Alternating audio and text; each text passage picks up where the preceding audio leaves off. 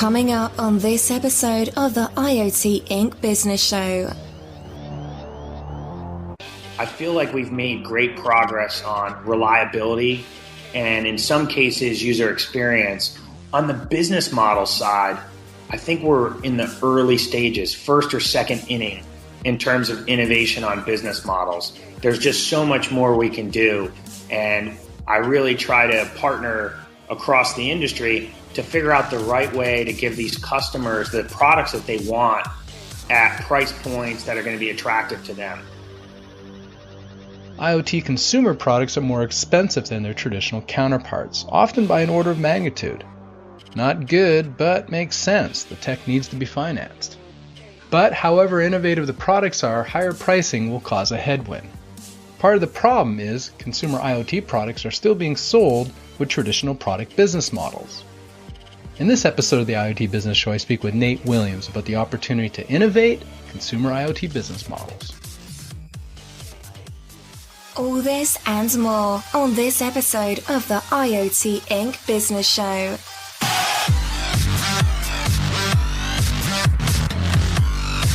The people, the business, and the technology of the next generation internet. This is the IoT Inc. Business Show. And now, here's your host, Bruce Sinclair. Hello and welcome to the IoT Inc. Business Show. This show is made possible by sales of my book, IoT Inc., published by McGraw-Hill, and the IoT Inc. Certified IoT Professional, or ICIP, online training and certification program. Become a certified IoT professional by completing the program's 3 courses: ICIP Technology, ICIP Business, and ICIP Strategy and Digital Transformation. Details of which can be found at www.iot-inc.com. That's www.iot-inc.com. With me today on the IoT Business Show is Nate Williams. Nate is Chief Revenue Officer at August Home, where he's responsible for managing sales and business development. He has over 15 years of experience as a technology executive, entrepreneur, and advisor with executive roles in marketing, product, and business development, as well as corporate finance. I met Nate on stage at Internet of Things World and thought he'd be an interesting guest. So here he is. Nate, welcome to the show. Bruce, thank you so much for having me on your show, and I'm really excited about talking about Internet of Things. Well, let's talk about the CRO title of yours. So what type of revenue opportunities have you been working on in the last week or so? Well, the CRO title is relatively new. For most folks that have been around business for, several decades, it means that I own the revenue number for August. So when we think about monetizing our business, how we work with retailers like Best Buy and Target and Amazon and service providers like ADT and Comcast, it's my team that owns the ultimate revenue generation, selling our products and services. Newer trend, but at the end of the day, I'm the guy you call if you have an issue or an opportunity with an August product. Well, I remember years ago, this is when Real Networks, I don't even know their current status, but this is when Real Networks was a big thing, and I was interviewing there. And I was talking to their, not CRO, but their VP of sales. And she was telling me that, it's kind of funny, but she was telling me that how she relaxed and how she kind of like calmed down, because there's a lot of stress, right? You are responsible for the revenue number, is she looked into her diamond ring. And that somehow, I don't know, I guess there's a couple meanings there, but how do you handle the stress? I've had north of a decade in smart home. And started after graduate school at Intel, helping to invest in some of these leading IoT companies like iControl. And so I've seen the ups and downs and the sort of the fits and starts. And so I think part of it is taking a long view in how the market generates sort of value. And also over the past 5 years, we've seen a real explosion, a proliferation in data. And so one of the best things if you're feeling stressed out about how the product is happening or your revenue channel is to, look at some of the available data. So I wake up each morning, work out at 5:30 a.m. I watch CNBC, But what I also start doing is looking at our metrics from August, where I see, number of locks that are activated, sales from August.com. I see sales from our channel partners like Best Buy or Amazon or Home Depot. And, ultimately, the one thing about sales and business development that I find really great is if I put the effort in, I can see the result. The results of the last 90 days pay off when I get to the end of the quarter and I'm able to talk to our board of directors, some of the leading investors in smart home like Comcast and Qualcomm. We just took investment last week from Liberty Mutual Insurance. So I can look them in the eye and be able to show them how we're creating value in this August franchise. I like that. Gazing into the data versus gazing into the diamond. And I think it's better, because this is something that has changed. The Internet of Things does give us this window into our customers, into our channels. We know what's happening with our products, and I can see how that could be comforting for you. The topic of Internet of Things, as it's progressed, has become not only an opportunity for executives and managers, but also a source of some stress. And so one of the things I try to do as I'm out there as an advisor or an executive is really help to talk constructively about what the opportunities are and the risks. So when an executive of a large, Fortune 500 company is thinking about taking a, physical device and making that an Internet of Things device, there's opportunities for revenue growth. There's opportunities for expense reduction. You can clearly please your customers, but there's also risk. And so having an open, honest dialogue about that, I think helps people. The other thing that I would say has been so positive, and you're part of this factor, Bruce, is there's just so much great available information through podcasts and Twitter and other blogs. Anybody at any company, early in career, late in career, leading a large company or startup, has the opportunity to learn almost everything about smart home or Internet of Things. And so it's really made it a lot more democratic. It's not just a Bay Area trend. Yeah, no, I agree. Well, speaking of careers, why don't you just tell us a little bit about yourself? And you started a little bit, but your background in IoT. Yeah, sure. I'm originally from the East Coast, and in the late 90s, I made my way out to California during the Web 1.0 bubble. After going to graduate school at UCLA, my passion was connecting media. I started my career at Walt Disney Company, marketing some of their films as a college student. And my goal was to connect that media side of the house with technology. And so when I graduated from UCLA, I worked at Intel as part of their digital home group. And I was exposed to these opportunities across gaming and media, also something called smart home at the time. They had made an investment in a company called iControl, which works with ADT and Comcast and Time Warner, providing them the software for their next generation security. And I looked at some of the forecasts from an Intel perspective of how many chips and how much market size. And I said, this seems like a really big opportunity that's about to explode. This was 2005. And so I was a little bit early. I ended up leaving Intel and was the first business hire at a software company called ForHome. That company had been funded by Verizon. And in 2009, 2010, we rolled out the Verizon home monitoring service. Really early in the category, we had won a bunch of awards. We got acquired by Motorola, and I was part of the executive team at Motorola in the software group that was acquired by Google. And so full life cycle from running a 40-person startup to part of a 4,000-person company, Motorola, and then part of Google. Google divested that Motorola business in 2000, I believe it was 2012. And from that time, I've been back on the startup front lines, advising companies, making angel investments, and also serving as a full-time chief revenue officer. Interesting. We have some parallels because I started with a small company. We went public, and then we were acquired by Microsoft. Microsoft divested us, and then I ended up back at startups as well. So I can relate. It's a fascinating journey, and one of the things that I'm so proud about is the relationships with some of these larger companies that span the test of time. So there was a networking event for the Internet of Things Consortium last night in San Francisco, and to see contacts that I've made over the years from companies like Ingersoll Rand and Kwikset and Verizon.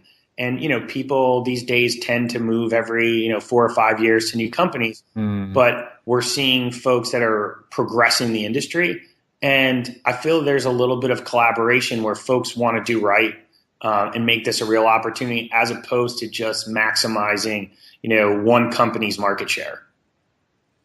Yeah, and I think people are viewing the industry that way because they realize that one company can't do it all.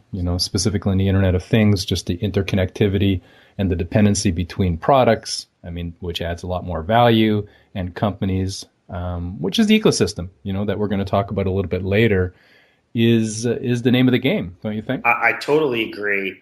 One of the issues right now with Internet of Things is if you tune into Bloomberg or read the Wall Street Journal or CNBC, Internet of Things is such big business. If you put that in your corporate statement, if you talk about it marketing, Cisco or IBM, Cognizant, Microsoft, it's big business. And so we're at this point of the industry where we're not yet at the superhighway stage. We're sort of moving from that dirt road to the country road, and there's still a lot of rationalization of who the real winners will be, both in the platform space, like what platforms, is it Apple, is it Google, but also just from core technologies. Who are the right chip vendors? Is it Broadcom or Intel? And so the process will take some time, but when I look at how I predict the future, when you think of the largest names in consumer tech, Samsung, Apple, Google, Amazon, and others, it's so important for them to have an Internet of Things smart home strategy.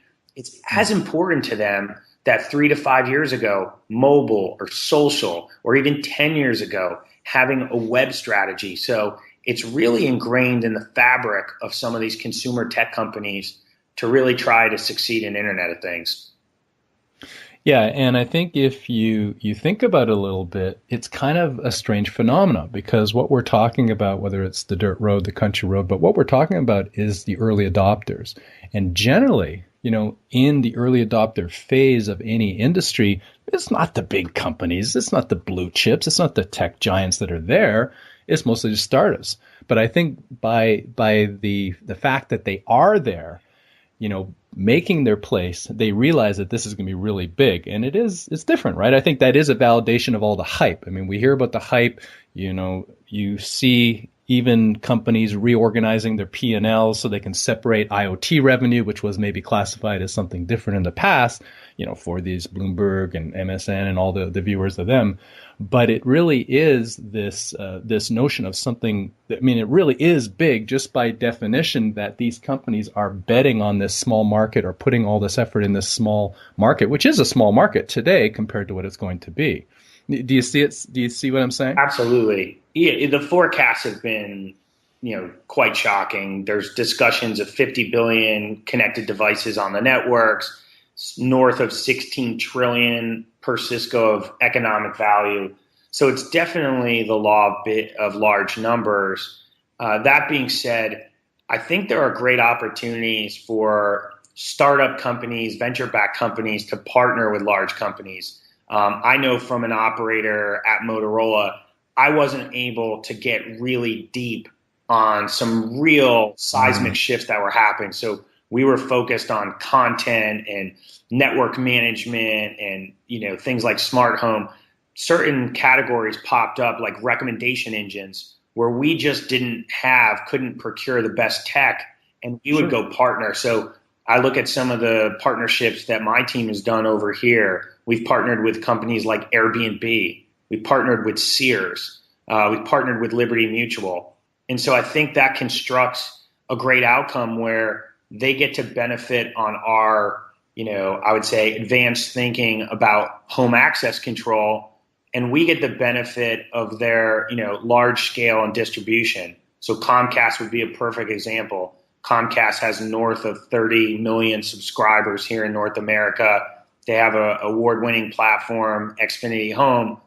we've integrated our August smart lock with Xfinity Home. A Comcast user who buys an August lock can make that work. And I think it helps their story, and it helps us to be validated that we have products that are available in multiple channels. Yeah, and I think if you abstract what you're saying, it gets us back to this ecosystem. And I do believe, that there is a lot of opportunity for startups. I advise startups, I advise large companies, and one common piece of advice I have is that there are going to be ecosystems based on technical platforms within your industry. And you don't have to wait for that to happen. You can start a business development partnership strategy now. And the large giants, if you're a small company, will be listening to you because no one company can do it all. And the startups will have an opportunity, and the large companies want to work with the startups because of this exact point that you made, is they can't do it all and they need this innovation. So, all right, well, I guess we're hyping it up on our own here. Let's bring it down to earth. You told me you're an early riser. What's something else that most people don't know about you? Well, I've spent a majority of my career in sales and business development roles, but I like to fancy myself also pretty technical. So I'm participated, named on 2 patent filings that are quite technical. I spend a lot of time with the engineering team working on some of platform technology. And I think it's important for any person that's in a market-facing role to sort of get under the covers and really understand at the core level how these building blocks of smart home and IoT are coming together. So I think that the other personal fact would be I have 3 children under the age of 6. So I've been able to juggle 10 years of startups plus competitive cycling with a marriage and 3 kids. Okay. I was going to ask you about the cycling, but I did not know that you had the young children as well. So that is a challenge. Maybe at 5:30, you need to start getting up a little bit earlier, I would say. You can get up earlier, Bruce, but you'd have to go to bed earlier.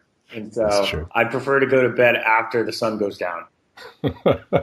Well, I agree with what you said about having to understand. I mean, this is, again, something that's pretty unique about the Internet of Things. It is so technical. And I think to be an effective manager, to be an effective business person, you have to understand at least how it works. Not enough to write the code yourself, but you have to understand, how it works. And why don't we start there? I mean, if you could, let's get a little techie. And before we get into the business side of things, maybe describe the technical components of your product line. Yeah, sure. So August has been shipping product for the past year and a half. We're based here in San Francisco. We're a venture-backed company, raised $50 million, and we're focused on access control. We care about people, products, and services entering that front door. And so our products that are currently shipping are the August Smart Lock, which is a retrofit lock. It's the CNET Editor's Choice best lock out there. It supports Apple HomeKit. It works with Nest, and we'll talk a little bit more about that. We also recently launched the August doorbell camera. Gives people the ability to see and speak with visitors at their front door, no matter where you're at. If you're overseas on a business trip, you're in the office, it gives you that peace of mind and comfort to know that somebody's there and you can let them in. And that's one of the key components of what we do, is really making folks feel safe and secure at that front door. We want to keep the bad people out and let the good people in. So we built those products with 2 accessories. And really, from a technological perspective, it's quite complicated. So first is the hardware component. We're making physical products that use, leading edge materials, aluminum. We have, motors for the locks that are imported from Japan. But where hardware ends and software starts is really the elegance. So when I look at successful smart home products, whether that's from Sonos or Nest or Amazon Echo, the best technology sits in the background. It gives you this sense of purpose and gives you this sense of efficiency, but it doesn't take up too much of your time. And so where we've really focused on our tech is making it seamless. The lock is a 10-minute install. So inside your deadbolt, there are 2 screws. You unscrew those inside your home, and you can put the August smart lock on with 2 wing latches. It's very discreet. Nobody from the street can see that you have a smart lock, etc. And then you can use your iPhone to let you in and out of the house. You can give guest keys away. Same thing with the doorbell camera. We've really focused on that, being able to capture video at the front door. So I want to know if the FedEx person dropped off a package. I may have somebody coming like a dog walker. That's an area that we've really gotten a lot of cool interest from. Is, you want to see when people show up, and you want to make sure that everything's okay in your home. And so one of the things that's important for us is that burning, stressful sensation you feel middle of a work day. Did I lock the door? What happened to that package? Did somebody show up? We're hoping to give people the safety and comfort that they can know and trust in our brand to deliver that. Well, let's talk about now where that hardware ends and the software begins, the back end. So, just scratching at the technology a little bit. You mentioned that it's for access control, and you mentioned that you can do it with your phone within proximity, but you can also do it from a distance, right? And I'm interested not only how you do that technically from a distance, but also the back end, again, that's needed to support this access control that you've been talking about. It's a great question. And so we have developed a good team that's hardware focused, but we've also built out a relatively large software team with backgrounds that include names like PayPal, names that include Bank of America, eBay, Rovi, which is one of the leaders in content here in North America in terms of conditional access. So the way to think about an access control is you're basically authenticating users that have certain granted access to a home. They could be a person who's only allowed to enter once. It could be the owner of the home who decides that she wants to give a key to a guest. And so what we end up doing in the cloud is managing those levels of permission. We manage through OAuth and other means the integration with other platform services. So like, for example, a Honeywell or Comcast or Airbnb. And so from a software perspective, what we're trying to do is make sure that your experience, whether you're in the home, local, or you're remote, gives you the ease of use to let people in, to give digital keys, and also see what's going on. So we're using some of the newest and best web technology. We're obviously very focused on safety and security, encryption, authentication, denial service, things like that. Yeah, and you've given me some good company titles. Give me some job titles and talk a little bit more about the cloud. Did you build your own cloud? Did you rent the cloud? How'd you go about that? Because that is a big part of the back end. Yeah, I mean, one of the hottest categories right now in engineering is the whole category of DevOps, development ops. And so although startups start small, the difference between just a mom and pop business and a startup is the expectation of hypergrowth. So startups go through phases where the user base grows 100x or 10x or 1,000x. And so you have to prepare to scale. And so luckily here on our team, we have leaders who came from companies such as Basis, that was acquired by Intel, Jawbone, Motorola, Google, Netgear, Sling Media. And so we built the software backend to scale rather rapidly by putting the right engineering talent in place that does things like make sure that we have the most up-to-date iOS app, or make sure as there's new versions of Android that are announced at Google I/O that we have engineers there. The other part on the network is stability. So we talked about DevOps, Bruce. Having folks that are focused on making sure that we have, 99.99 reliability, that the servers are always up, that we have infrastructure that allows our call service folks, our customer support, to be able to, remotely diagnose and troubleshoot problems.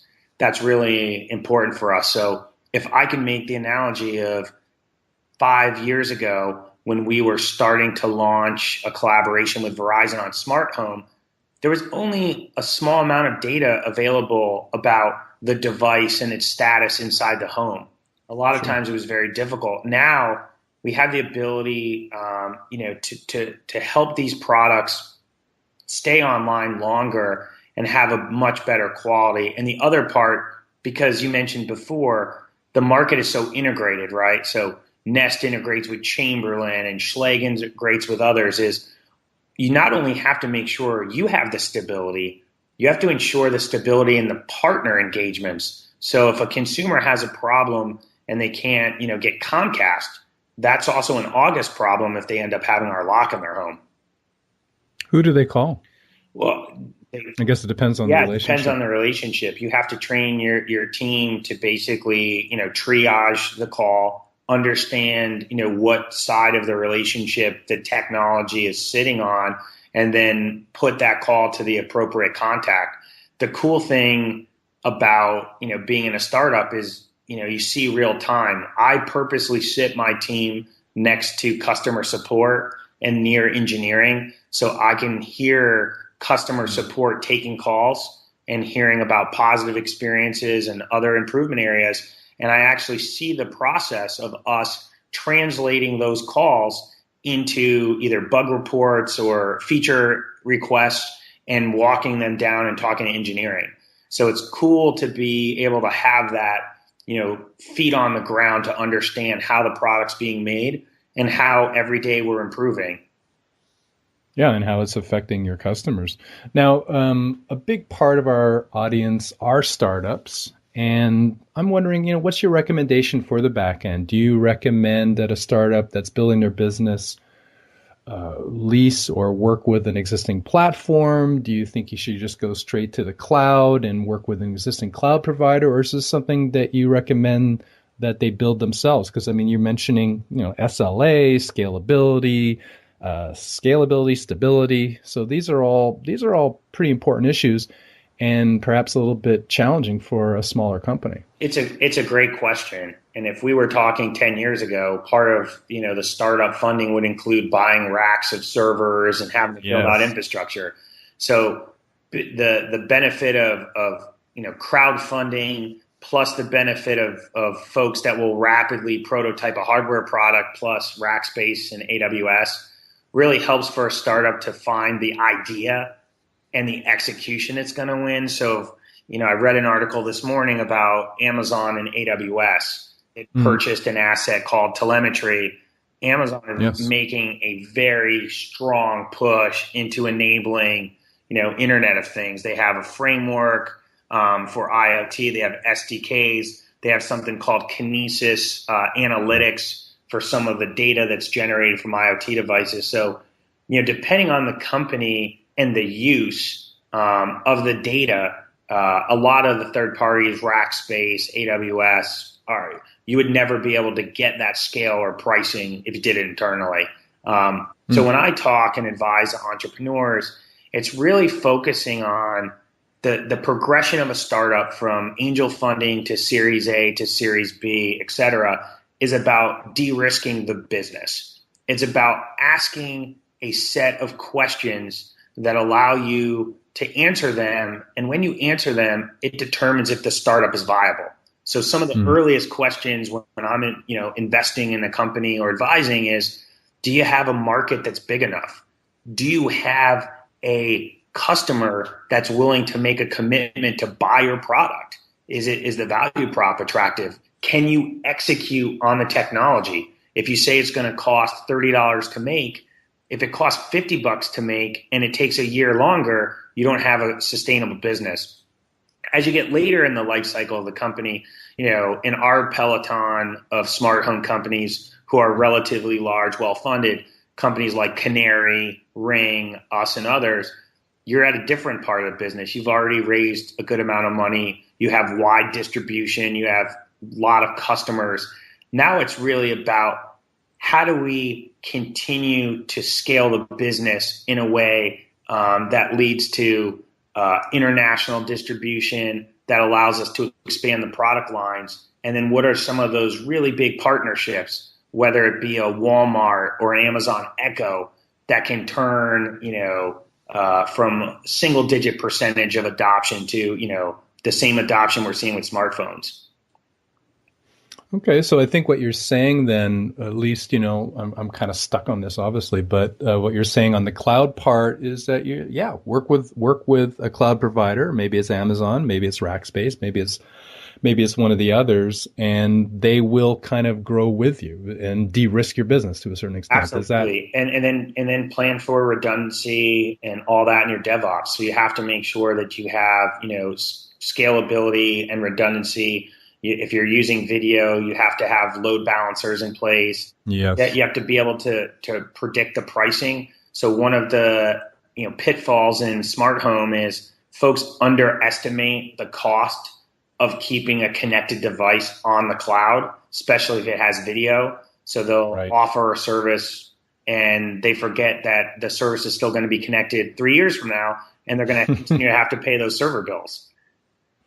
Yeah, well, that brings us to a good story. I'm off the tech. I'm into the business model now. So that brings up a good point. If you are going to have a back end to provide this, this wonderful, seam between where hardware ends and software begins, but it's going to cost you something. And so the revenue model is going to have to accommodate it. What is then your company's business model? Because you do have to maintain this back end. You do have video. You are going to need this load balancing. So how do you make sure that you're paying the bills internally? Yeah, absolutely. So we are a hero company in smart home, very similar to a Sonos or Nest in terms of our go-to-market strategy. The first tip of our distribution is at retail, where we work in the U.S. and Canada with leading distributors. And then we've also focused on service providers and security. So the business model is really around, hardware that consumers love and buy. And obviously we've made a business from that. And, as we continue to grow the business, there are opportunities for us on the software side because we're supporting our security partners and others to have recurring revenue. So it's very important as we talk about business model that we think about all the different ways that these products can be monetized. Traditionally, the thinking has always been that it's a self-pay market for smart home, meaning, Bruce, you have to come up with $500 or $1,000 to outfit your house with a thermostat, a smart lock, an IP camera, et cetera. If we look at U.S. disposable income trends and just general income, it's around $53,000 a year across 115 million U.S. households. And so we look at some of these other industries, for example, security. It costs between $1,200 and $1,500 to acquire a security customer, to Bob's security, monthly service. Insurance, it's very pricey for them. They're a top 10 television advertiser, very expensive for them to acquire and retain customers. So if I'm being open about the industry, I feel like we've made great progress on reliability and in some cases user experience. On the business model side, I think we're in the early stages, first or second inning in terms of innovation on business models. There's just so much more we can do. And I really try to partner across the industry to figure out the right way to give these customers the products that they want at price points that are going to be attractive to them. Meanwhile, it sounds like a run-on sentence, but I think it's very important. Meanwhile, protecting the integrity of their data and their privacy, right? There's a lot of pushback on smart home and Internet of Things based on risk and concerns on privacy. Sure. No, and I want to dig into that. So, but for August Home, let's start with the product where you can use your iPhone to open up the lock. Again, is that a one-time purchase of hardware, or is there some sort of recurring fee that the customer needs to pay, or does that come with a remote access? Yeah, so it's a one-time fee for the product. We sell it at leading retail. The August HomeKit edition is $229, and there are no additional fees tied to it. We made a decision early in August that some of our competitors charge for digital keys. If you want to get an additional key, they may charge $1 or $2. We decided we didn't want to do that. So there are no fees in terms of once you buy the product, and we'll support that product for as long as you have it. The August doorbell camera that recently launched, we announced with the launch that we'd be rolling out a premium service to support customers who want to archive that video.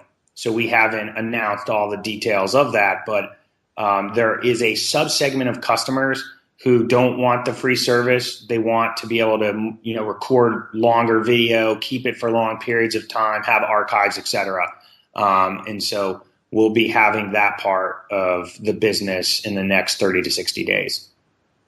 So then for the August lock, then you're amortizing the cost of the back end over the lifetime of the customer and including it, in that one-time fee for the doorbell. Then that makes a lot of sense. That is a premium service, and one of them may be, hey, you want to take a look in the past.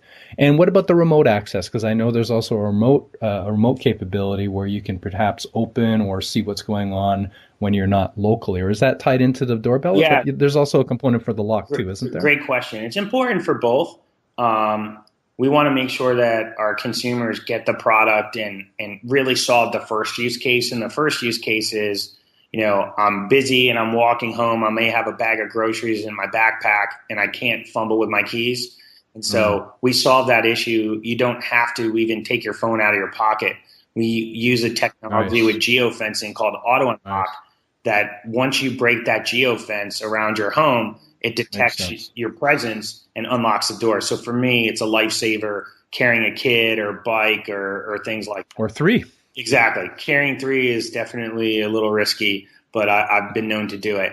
So we don't charge for that. The remote access, we have a Connect bridge, which is a Bluetooth Wi-Fi bridge that sells Amazon and other places, August.com, for $79.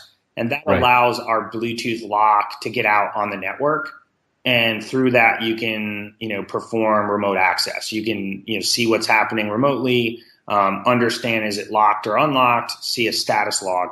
And so we don't charge a premium service for that as well. It's you buy the product and you have the connectivity. Interesting.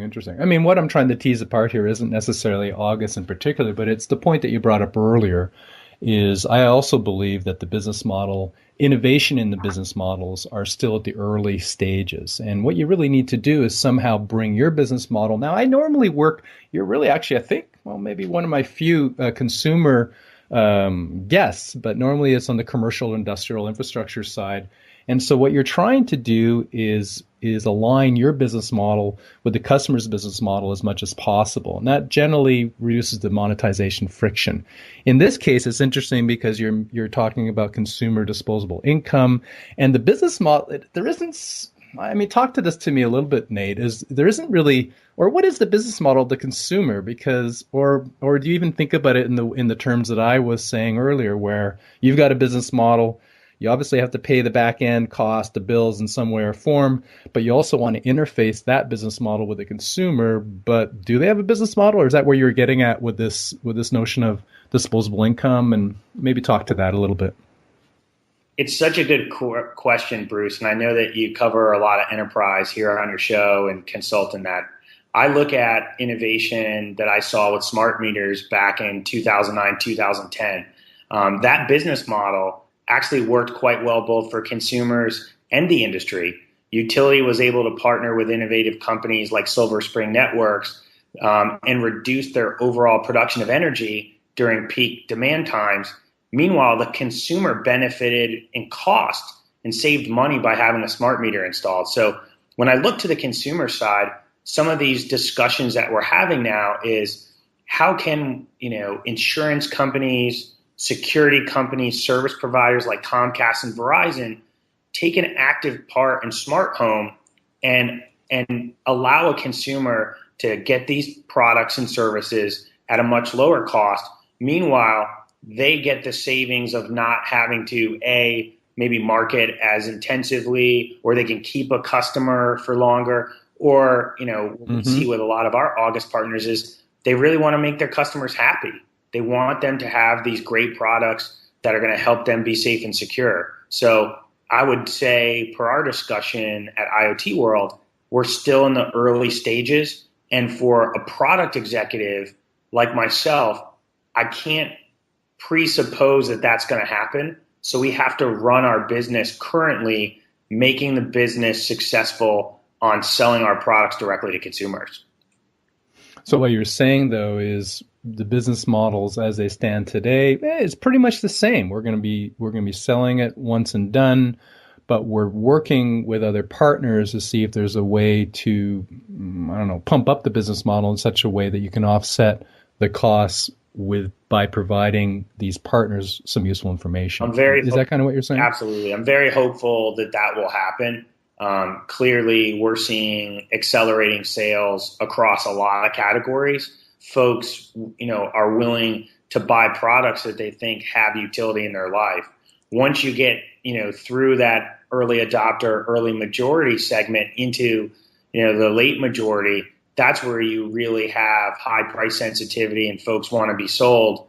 That's where if it became part of an insurance, homeowners insurance policy or something like that, we could grow the industry. So I wouldn't necessarily call it an August issue. This is more of an issue at the core of smart home. When we look at media or gaming, there are business models that are basically baked. When I watch a 30-minute television show, there's 22 minutes of content and 8 minutes of ads. I don't have to pay for Facebook, and Facebook pays for servers because they target you with ads. So I think smart home still needs some more work to figure out the final business model. But in the meantime, I think consumers are benefiting from great products and good services. Yeah, and I think, this kind of leads us into more outcome-based economy, more outcome-based thinking. So what are your thoughts on the home platform and as a company ecosystem? Where is it today and how do you see it evolving? Because it's very much related to what we're talking about now. Absolutely. Same way that, large Fortune 500 businesses run on, Cisco backends and they work with Symantec and AWS.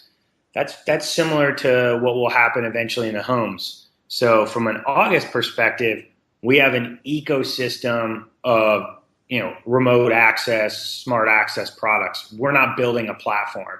When we think of the platform, think of that superhighway and the connectivity between the devices in the home. That's the ground that Samsung and Google and Amazon and Apple are playing. And so there's a lot of discussion around how does a Samsung connect their washer and dryer to a TV and all the devices.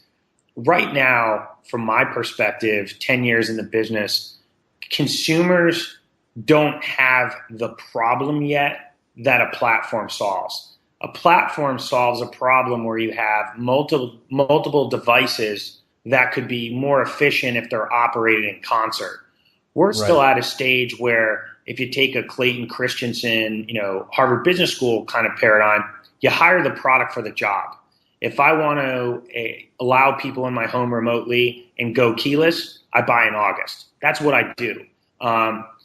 Very few people are kind of mixing the platform together. Now, over time, if you believe these analyst projections, and I believe them to be directionally correct, when you have 5 or 10 smart home devices in your home, that's where these platforms make sense because they allow those products to be operated together. They can be managed. You can set a scene. So I know something that's a little bit funky for me with all the different, devices I have in my home is, okay, I want to turn down my lights. I have to do that. Then I have to lock my door. Then I want to arm my security system. So yeah, with all different apps maybe. Yeah. And part of that is just the life cycle. Companies are going to assert some leadership and then realize, they should just have the discipline. August is a great case study, and we have the discipline to stay in our lane and focus on the products in and around that front door. We've been very clear. We partnered with Nest. We've partnered with Apple on HomeKit. We don't intend to be the platform. We intend to have the ecosystem. And so I watch with a lot of interest of some of these big battles, but ultimately similar to smartphones, where there are a loyal base of Android users and a loyal base of iOS users. I think it will come down to 2 or 3 really big platforms that have great experience and a lot of scale. No, I agree, and it's interesting. It's interesting the point that you bring up on the actual need of a platform. Again, in the industrial commercial side of things, there is a need to orchestrate, a number of different products to try to derive or try to deliver a particular outcome. And I think you're right. Obviously that in the home that need isn't there yet. And I would maybe just layer on top of that you could argue that also the business model is going to be individual, kind of discrete, like the products are, until that need is there and there is a ecosystem of all the products within the home. And then maybe you're going to start you'll start seeing these innovations in business models, because it will be not just one company. And it makes sense on the way to that level. You'll be partnering with companies like Nest and partnering with Apple. But I don't know. Do you see what I'm saying? I think it's going to be, once that ecosystem and once there is that need for a platform, and the platform is the technical underpinning of the economic pinning of the ecosystem, of the economic system, which is the ecosystem. But it's maybe not going to be until then when we're going to see some real innovation in the home from a business model point of view. What do you think of that?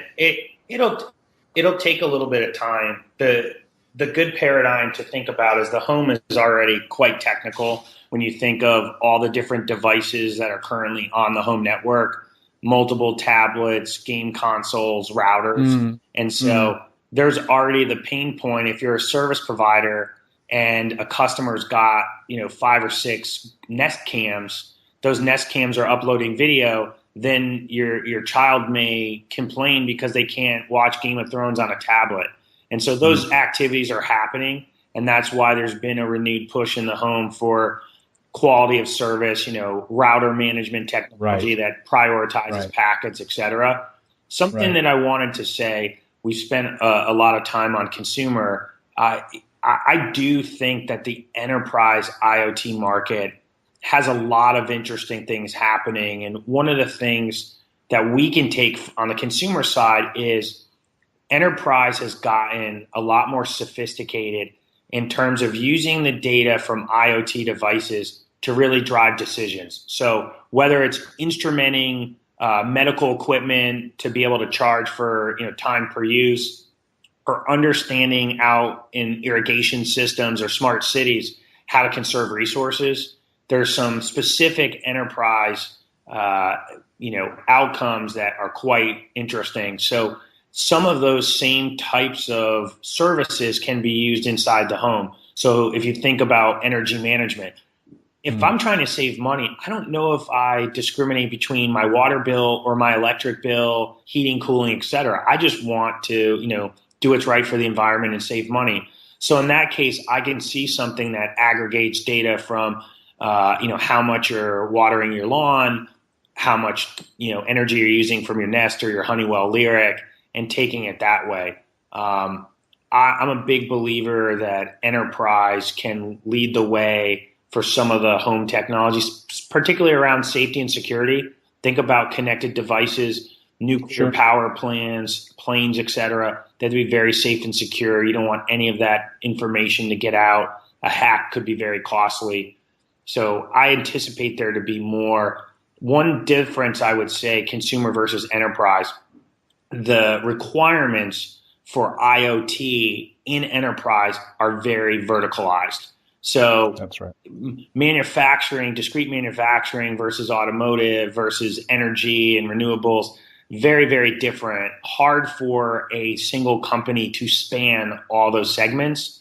Whereas as a connected home expert myself, it's easier for us to think about the home and be able to meet the needs of many consumers with one specific solution. I agree. And I think, the analogy of the home platform being similar to the mobile platform of, you brought it up, Android or iOS, I think is more real. And maybe there won't be 2, there'll probably be maybe 3, 4, like you were saying. You mentioned a couple of the others.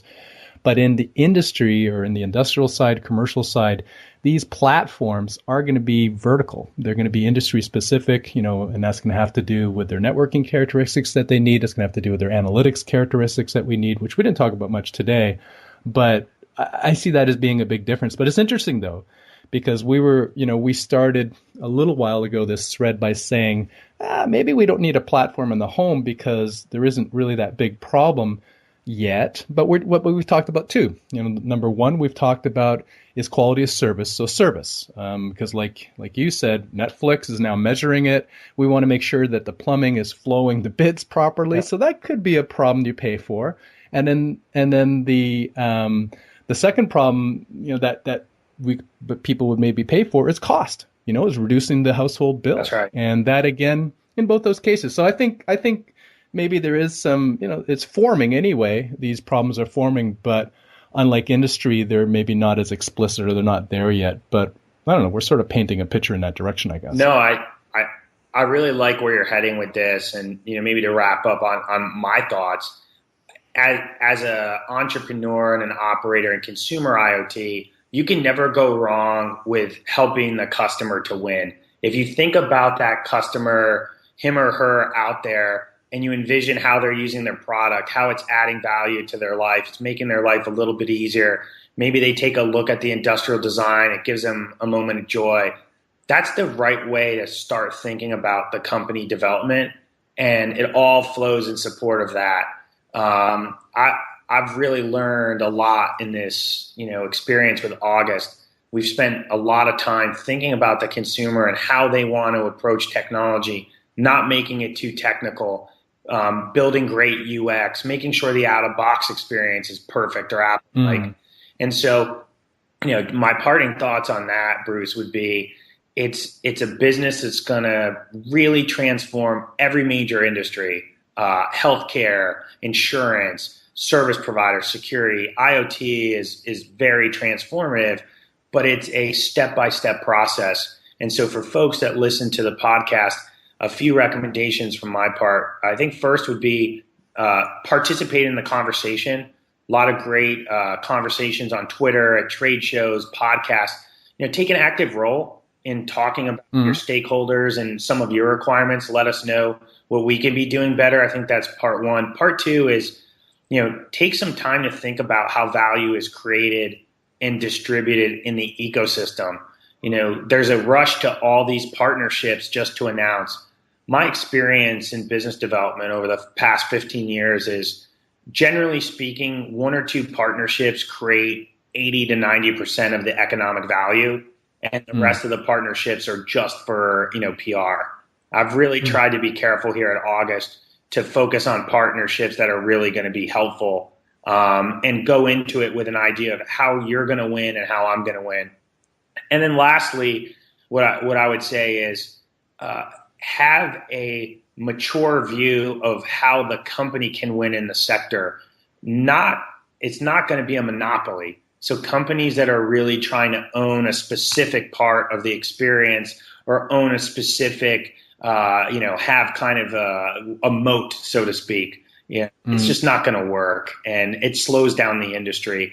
One of the bad things about IoT could be if we take too long working on standards. So I really enjoyed getting a chance to speak with you again in a 2-week period, and people can follow me at Twitter, Nate Williams, or at August Home.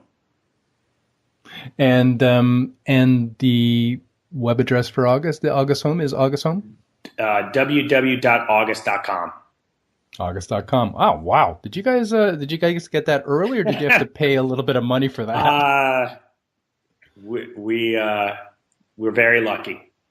We have great people, and there are great people out there, and we're on a mission. The name August is synonymous with something that's lauded and beautiful. And so we wanted to represent something that people have a great experience. Traditionally, also in August, you get that family vacation or a little bit of personal time. So we want people, when they think of August, they think of a calm, relaxed, azure experience. Just like a diamond, baby. All right. Thanks, Nate. We'll talk to you soon. Thank you so much, Bruce. Have a great day. Thank you, everyone. Okay. That was a good talk with Nate Williams. This podcast goes vertical, deep diving into different topics each week. If you prefer a more horizontal and structured approach to learning IoT business and its orbiting technologies, check out my book IoT Inc., published by McGraw-Hill, or become a certified IoT professional by completing the ICIP training and certification program. For details, just go to www.iot-inc.com. Also go to www.iot-inc.com for an analysis of this episode, links to things that were mentioned during the episode, and very importantly, the episode's PDF transcript. Just search for the name of the episode or the guest. If you're new to this podcast, subscribe. That way you'll get every week's episode delivered straight to your device. Or, if you've been listening for a while, there are 3 ways you can support the show. You can leave a rating or a review on iTunes. Just go to iot-inc.com/iTunes. It only takes 1 click to leave a rating, a little bit longer to leave a review. You can share it on social. I'm on LinkedIn, to a lesser extent on Twitter. And of course, you can support the show by buying my book, IoT Inc., or the ICIP training and certification program. It's how I pay the bills. Next week's episode is Data or Dollars? Who's going to pay for consumer IoT with me? I hope you can join me then. I'm your host, Bruce Sinclair. Thank you for listening. Until next week, may your path to IoT business be a more innovative one. You have been listening to the IoT Inc. Business Show.